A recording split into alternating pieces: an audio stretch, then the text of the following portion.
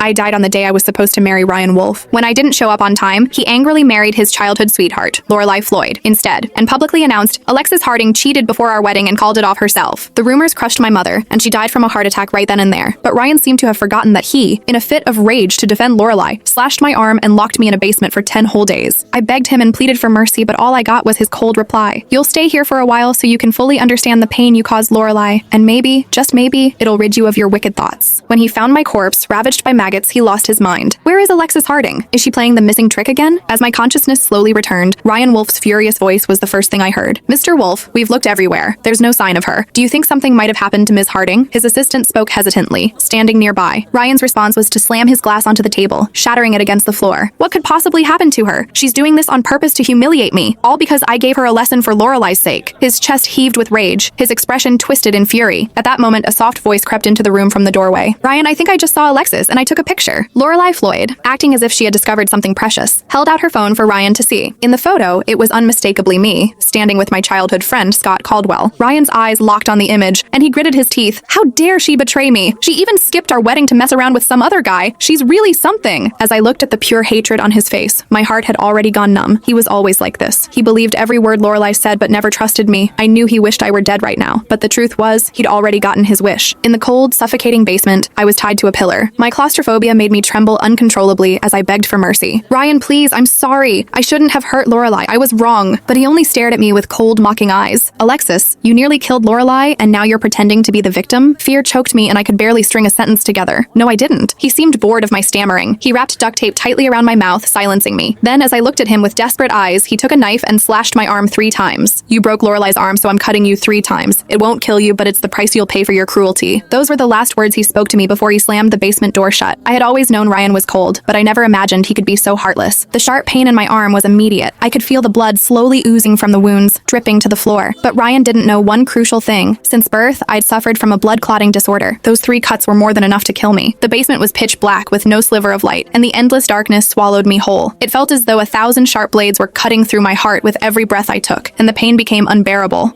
The sound of my muffled cries echoed in the cold, empty room. I didn't know how much time had passed before I finally closed my eyes, welcoming the release from this torment. Ryan, what do we do now? There are so many guests outside. Lorelai blinked her large, innocent eyes, looking every bit the pure angel she pretended to be. It's all my fault. I'm sure Alexis didn't show up because she's mad at me. I'm so sorry, Ryan. As her eyes began to well up with tears, Ryan immediately softened, his anger fading away. He gently pulled her into his arms, running his fingers through her long, dark hair. It's not your fault. It's her fault for not showing up to the wedding and running off with some other man. She's the one to blame. Lorelai snuggled into him, sobbing as if she had suffered the greatest injustice. Hey, don't cry.